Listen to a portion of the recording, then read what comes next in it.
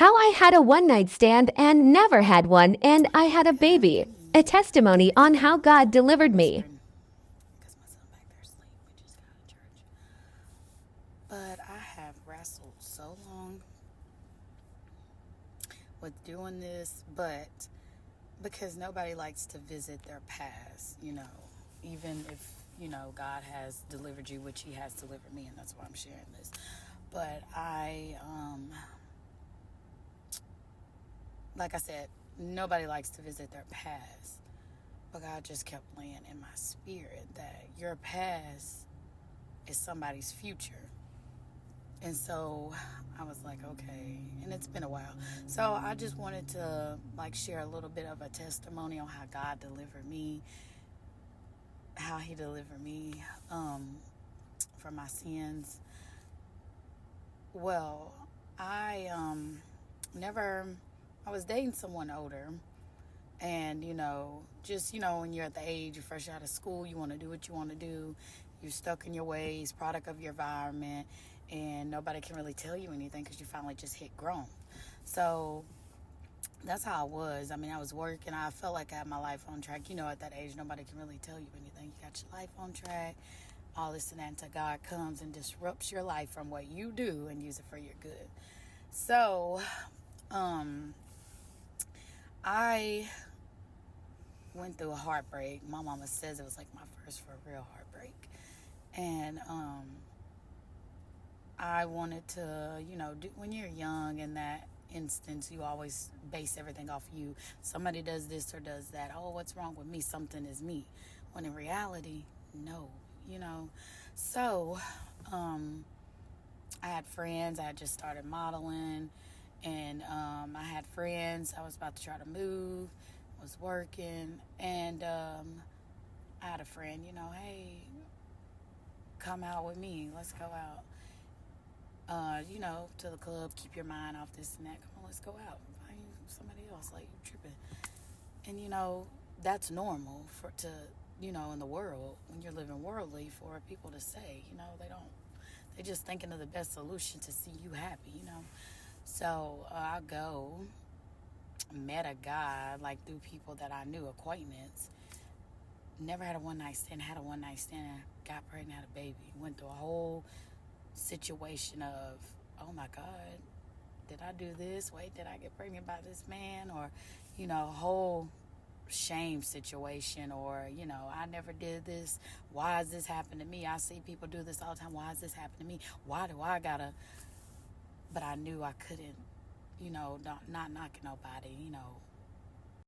Okay, so my camera had went off. So, like I said, I knew I couldn't commit this or that. So, I mean, I had my mom and my dad around to steer me this or that, but it's nothing like going through something that, you're the one going through and nobody else has. So, I say the reason why I'm led to say this is because in the midst of going through the things that I went through, I had so many people in private, in secret, come to me or just hear, oh, I have too. I went through this. Oh, this, that. And I was like, whoa, it's people or young girls out there, or even males, whoever this resonate with, that could benefit from that. But people like to sweep everything under the rug and just go on. And so I was like, and even though that's just what's normal, you got to be mindful of the things you tell people. So I go out, end up getting pregnant, boom, have the baby. He comes out, had malformation, had to have surgery. And he also had to have surgery on his skull bone. His sutures fused too early. And so my baby had surgery on his skull bone at 2. He was the oldest they did it to. I sat in ICU for a whole week with him by myself, going through so much. And I was, remember sitting in my car looking at the building like, whoa, my baby's in there having surgery on his head. And mind you, I was at a young age where I was feeling myself. You finally getting hips, all that, like, I'm getting this from this person. They buying me this, doing that. I'm fresh out of school. Can't nobody tell me nothing. Like, And so, I had my baby, did a whole 360 because I was like, I can't live. You know what I'm saying? Like, my life like this. You always want better. And so, end up having the surgery, everything. He comes out fine. Like, everything's fine. He can play sports. He's good. He's smart, well, but I went through a season. He had surgery on his thumbs, had an extra joint in him that was connected to this and that. He had to have cast all the way up his arms. And I mean, they told me that these fingers would still be out. I get in there to get my child. He's fresh off anesthesia and arms wrapped all the way up. And I'm just sitting there looking, about to cry, like, okay, so this means I'm going to have to feed him. I'm going to have to, good Lord, like, more stress on me. So, he's in the back seat. We riding home. I'm having to put his pasty in his mouth, this and that. I mean, he's still riding. I mean, then the first day was hectic trying to play with other kids because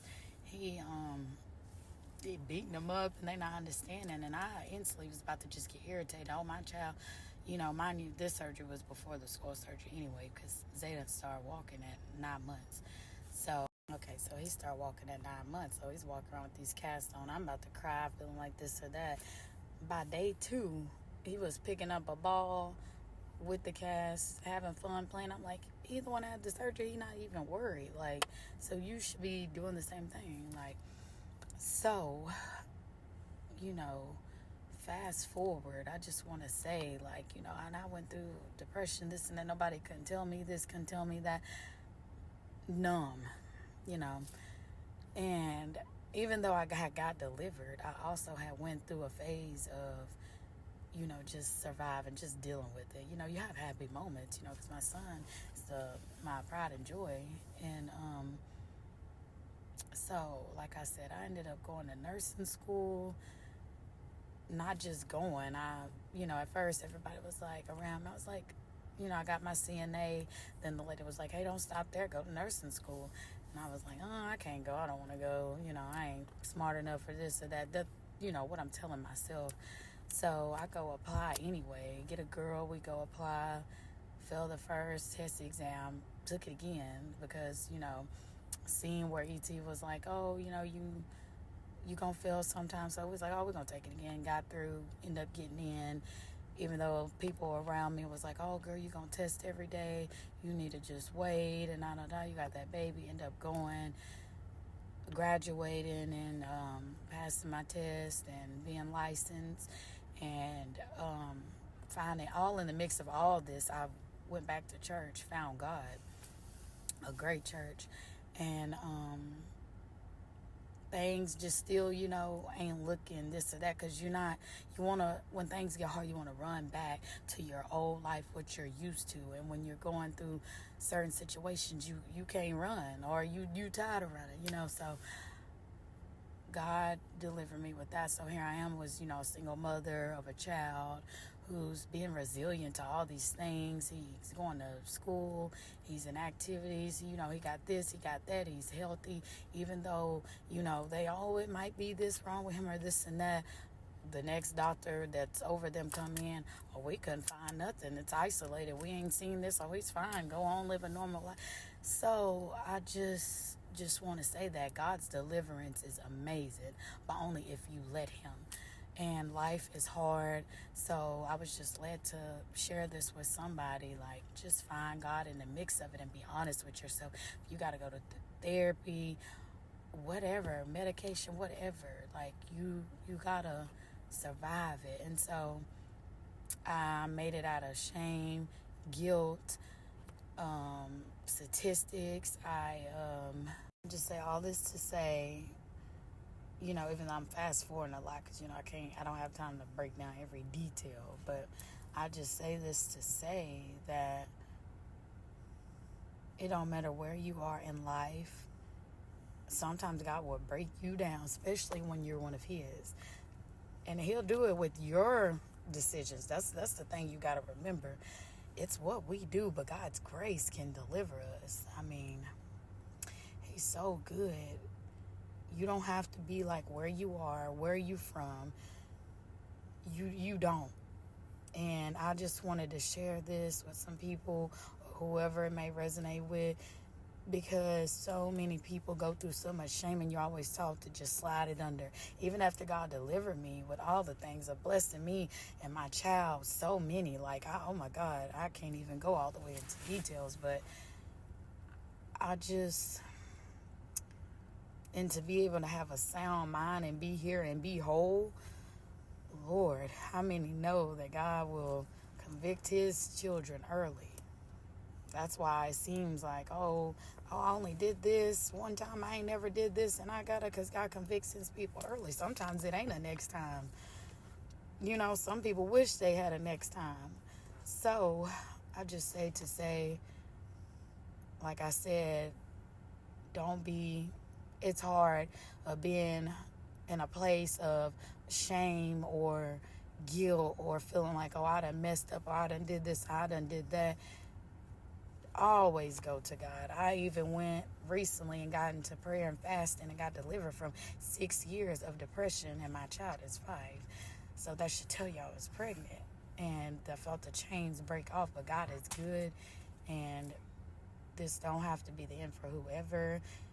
Always bring it to him. And I was like, God was telling me, I done delivered you from all that, and don't be like when everybody was coming up to you and I've done did this, I can't even count on how many hands, because you're taught to sweep it up under. But I couldn't have if I could have swept it under, I would.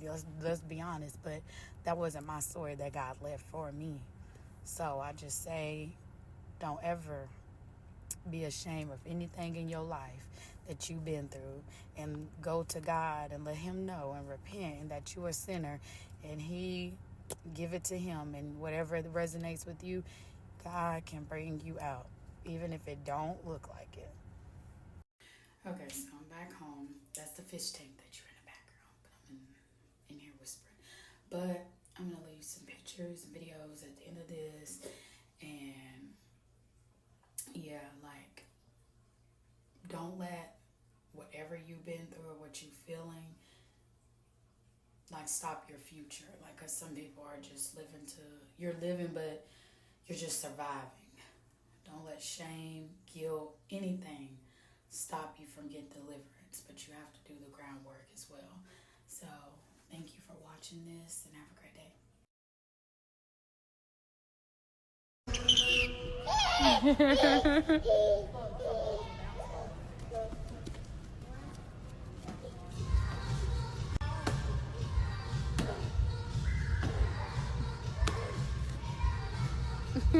You got it? Zay, you got it?